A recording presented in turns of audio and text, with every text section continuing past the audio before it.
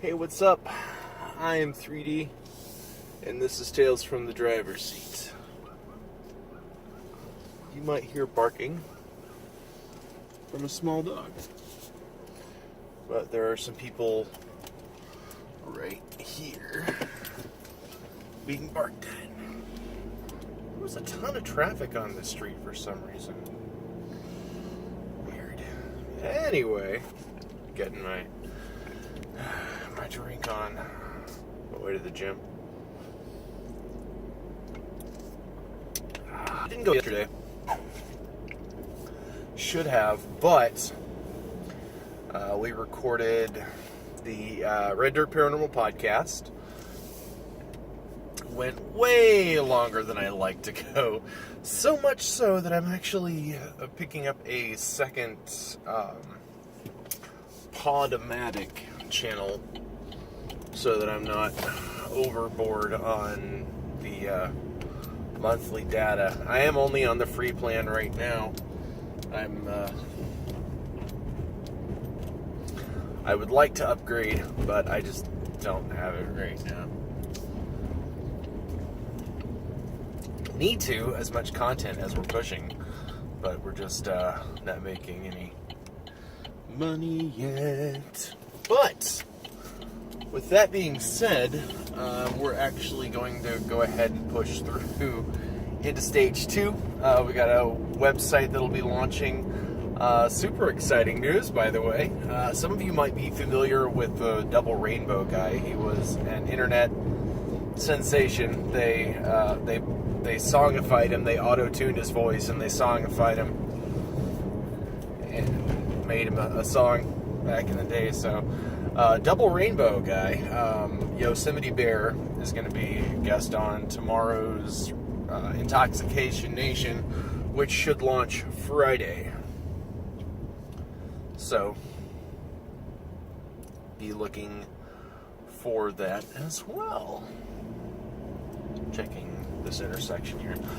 My boyfriend Taylor got me watching episodes of this Canadian driving show called Canada's Worst Driver. And it is hilarious. It's not all like the American-Canadian stereotype, like, well, I gotta get home so I can finish watching the hockey game while I munch some maple and do whatever it is and see a moose, whatever that's about. But no, it's nothing like that. If it wasn't like Maple Leaves and the show's name being Canada's Worst Driver, I might mistake it for an American show in a lot of cases. The thing about the Canadian accent is it also kind of sounds like the Northern Tier accent, like we might hear in Minnesota. They have the longer vowel sounds. I don't do that accent, don't you know? But I can do a bit of an Irish accent. It's usually better after a shot of Bushmills. I hope I didn't muck that up too badly. I feel pretty good about that one. So anyway, I just got the email this afternoon. The Intoxication Nation podcast is officially up, has been accepted by iTunes. So I can actually, I'm actually on iTunes, so look for the Intoxication Nation there. And we're going to keep that coming. I don't know. We'll work some details out. I think we'll be okay. But I just may have to remove some earlier episodes and just sort of deal with having a limited availability for the time being until I can upgrade.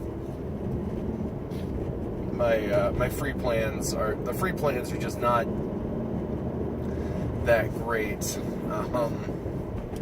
But then again, you're taking up space on somebody else's server and they're paying for it, so I just hope I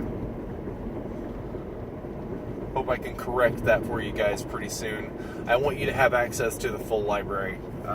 Intoxication Nation podcasts, when they release, should be available in like perpetuity, even though the plan is to release that. Whoa!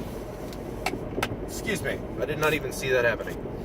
The plan is to release that content to Patreon supporters first, so they will see it first, and then it'll get released onto the Podomatic or the SoundCloud or what. This is bollocks. I apologize. I also said I would stop doing that, and I have not stopped. So, I've been working on that all day, plus getting last night's Red Dirt Paranormal podcast edited. It was, I was having some software issues that kept kicking me out of my login, so it kept reverting back to the trial version for no reason, which, as you can imagine, is just pain in the ass to fix in mid-podcast. So, in midstream, we ended up losing about 10 minutes of sound, of audio, which might even be a good thing. We were just way long, but that is what happens when we add Jax to the mix. She keeps the conversation going. She is one of my favorite human beings of all time. Just very happy-go-lucky and very trusting. She reminds me of Doug from Up, and I know that sounds like degrading, but all of humanity's positive aspects that Doug embodies is right there in Jax. She's like, I have just met you and I like you. So, but that's just her personality. She just trusts you intrinsically. She likes you. And it's all genuine. She's not making it up for show. She's a wonderful person. So, that sounded fake when it said she's a wonderful person. No. I talked about someone, not in a bad way or anything, but I was talking about an ex, and it's like, have you ever been with someone, and this is just like backing that up a little bit, have you ever been with someone who you look back and you think, did I have an aneurysm or something? Like, there's no way that should be, that should have happened, but then, like, it did, so,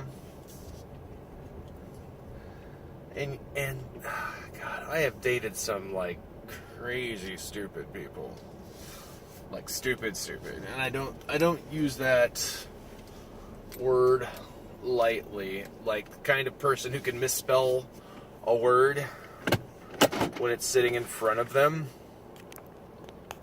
Yeah.